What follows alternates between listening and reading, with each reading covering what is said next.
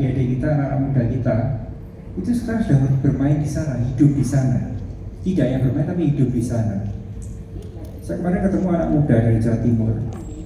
Ya usianya mungkin baru ya 28-30 tahunan. Itu sudah miliarder.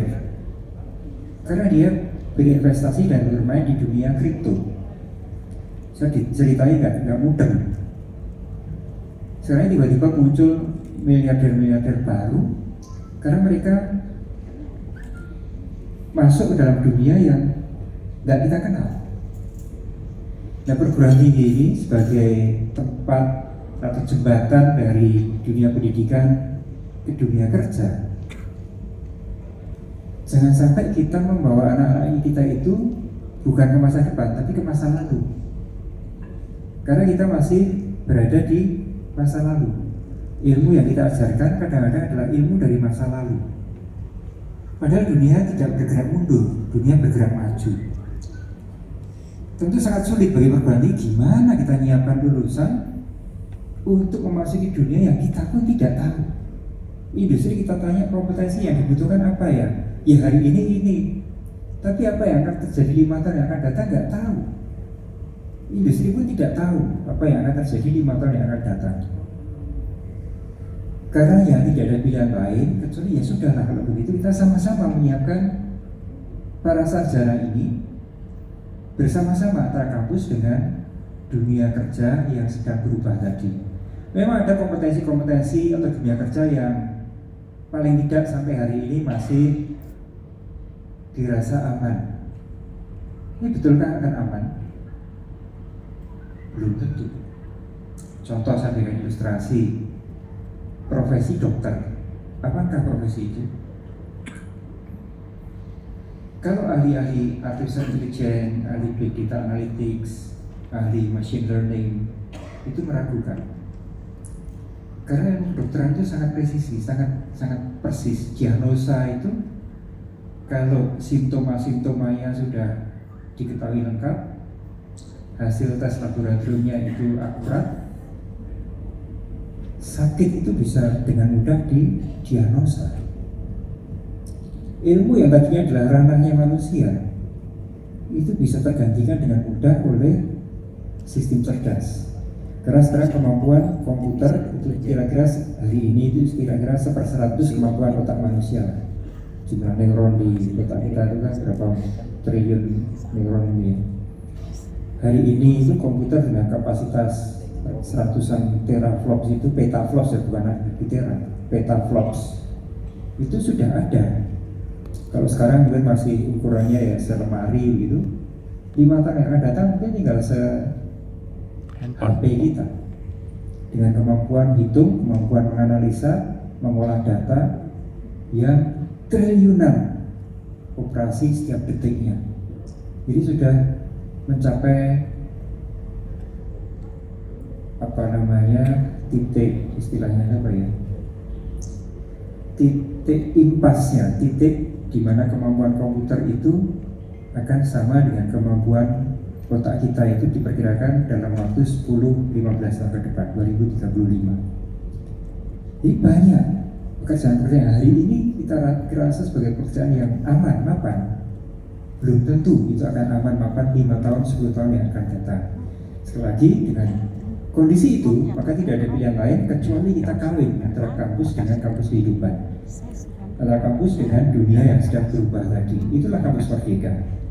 Kita bawa anak-anak kita tidak hanya di dalam kelas, di laboratorium dan perpustakaan, tapi jebur langsung di dunia yang sedang berubah tadi. Apapun juga profesi yang akan dimasuki oleh anak-anak kita, apapun juga dunia yang akan ditekuni oleh mereka setelah lulus, itu ya bersama-sama kita siapkan anak-anak kita ini. Selama 1 tahun kemarin itu kita dorong, kita akselerasi seluruh pendanaan di Direktorat Jenderal Pendidikan Tinggi itu kita fokuskan ke sana semua. Di semua anggaran kita fokuskan ke sana. Sehingga tahun kemarin itu kira-kira 80.000 adik-adik mahasiswa yang kita danai dengan pendanaan dari pusat, termasuk dari LPDP. Kemudian bagaimana dengan kan program MBKM ini kita harapkan nanti bisa dilakukan oleh seluruh perguruan tinggi kita untuk memfasilitasi anak-anak kita tadi mendapatkan kompetensinya. Nah, untuk teman-teman di PTS kita juga sudah menyiapkan berbagai macam program. Program salah satunya adalah PKKM, Program Kompetisi Kampus Merdeka, yang itu memfasilitasi perguruan tinggi yang mentransformasi diri, merubah kurikulumnya, merubah cara pembelajarannya, untuk memberikan ruang merdeka bagi anak-anak kita ini untuk terbang menemukan hari esoknya. Kemudian ada yang namanya matching fund, ini yang kita harapkan akan menjadi katalis untuk pernikahan antara kampus dengan kampus kehidupan.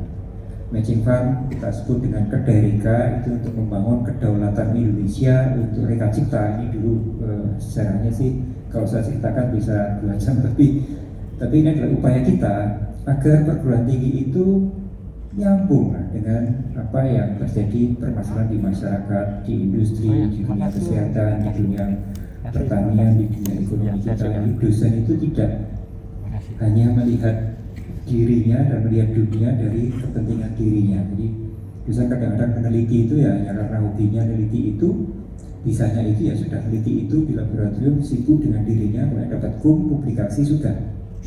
Kita ingin sekarang dosen itu menjawab problem di masyarakat.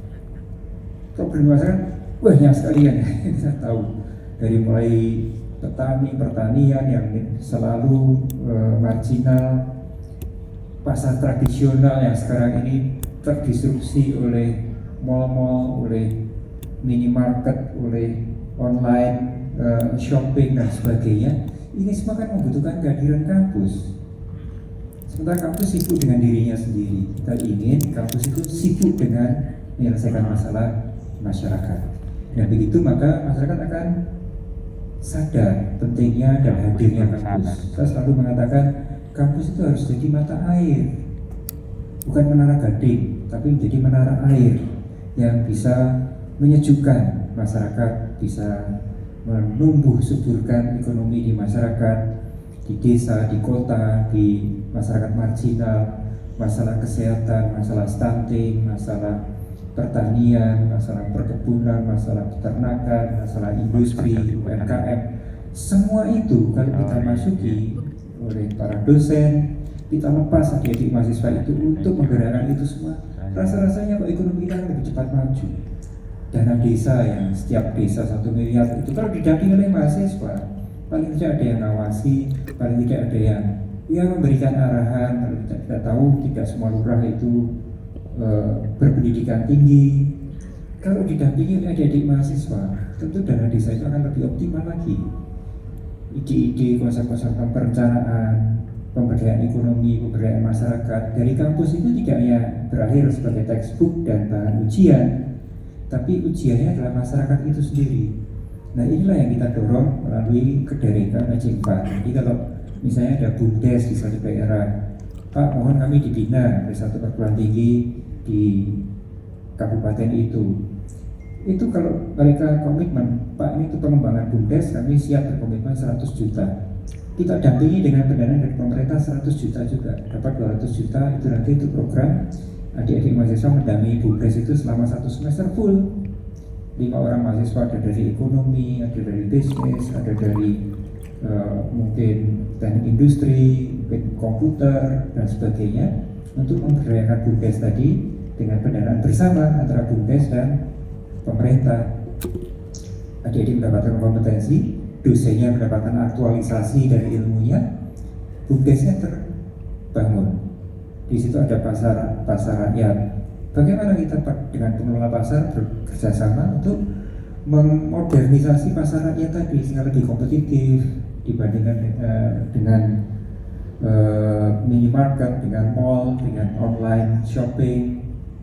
Manajemen pasar bisa dikembangkan. Ini semua laboratorium yang luar biasa sekali. Laboratorium itu tidak perlu perguruan tinggi invest, laboratorium kecil yang hanya simulator. Laboratoriumnya ya seluruh lingkungannya jadi laboratorium anak-anak kita ini. Jadi itulah sebenarnya semangat dari kampus Merdeka. Bagaimana dengan dosennya, nanti kehilangan pekerjaan dong? Sama sekali tidak. Hanya sekarang peran dosen naik marwahnya. Tidak hanya mengajarkan ilmu, tapi mengajarkan ilmu hidup. Bagaimana dosen dengan wisdomnya, tentu dengan latar belakang keilmuan pokoknya, itu mendampingi mahasiswa sebagai coach. sebagai co-pilot, kalau saya istilahkan. Dialah mahasiswa ini yang jadi pilotnya.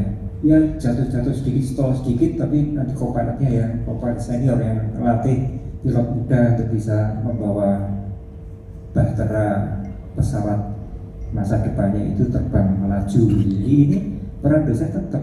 Bagaimana dengan remote dosen? Ya tinggal bagaimana nanti diatur saja. Dosen mendampingi 5-10 mahasiswa itu sama dengan mengajar di kelas misalnya 10 SKS.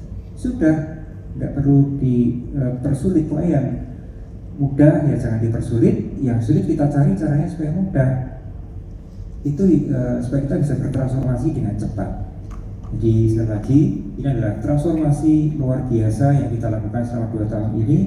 Saya sampaikan apresiasi dan terima kasih pada seluruh PTS dan PTN yang sudah dengan segala ketertatih-tatihannya sambil gerundel, sambil mungkin teriak-teriak, protes dan sebagainya, tapi tetap mau bertransformasi. Saya bersyukur dan terima kasih. Dan saya ketika ketemu dengan adik-adik ini yang magang, yang mikro-kredensial, yang mengikuti program-program kampus mengajar, yang mengikuti program kewirausahaan, itu selalu yang saya jumpai adalah mata-mata yang berbinar-binar, yang menemukan dunia yang mereka cari. Ini Pak yang kita cari. Kemarin saya melepas adik-adik yang magang di DPR, di Rumah Rakyat. Tadinya saya juga tidak, saya sendiri agak skeptis, magang di DPR ngapain ya? Dan yang daftar itu ternyata pada waktu kita buka, itu saya tadinya juga skeptis, berapa yang mau daftar magang di DPR? Ternyata untuk 100 tempat magang di DPR itu yang daftar 17.000 mahasiswa dari Sabang sampai Merauke daftar magang di DPR.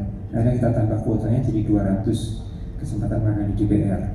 Dan latar belakangnya tidak hanya dari ilmu politik, ilmu sosial, tapi juga dari teknik, ada teknik fisika, ada teknik industri, ada dari sains, dari MIPA dan sebagainya. Saya tanya, kamu dapat apa magang di sini padahal kamu dari teknik industri?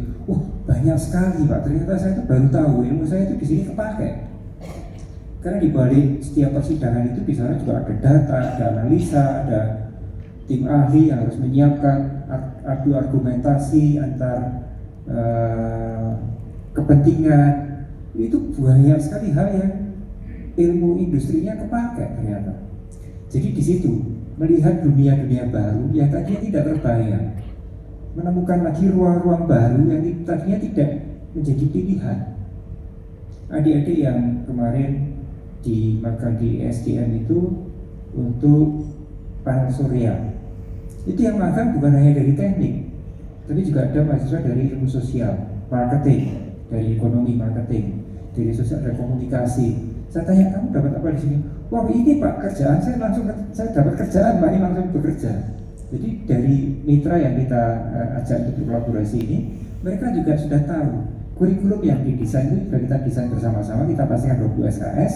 Jadi mahasiswa dari berbagai macam latar belakang itu mereka mendapatkan kompetensi yang relevan dengan apa yang mereka peroleh. Dari komunikasi itu kemudian mereka bagaimana mengkomunikasikan tentang panel surya ini sebagai alternatif energi masa depan, jualan ke rumah-rumah, ke perusahaan-perusahaan, dan mereka betul-betul mendapatkan excitement bahwa ini adalah dunia yang sangat sulit dan banyak yang langsung direkrut oleh perusahaan.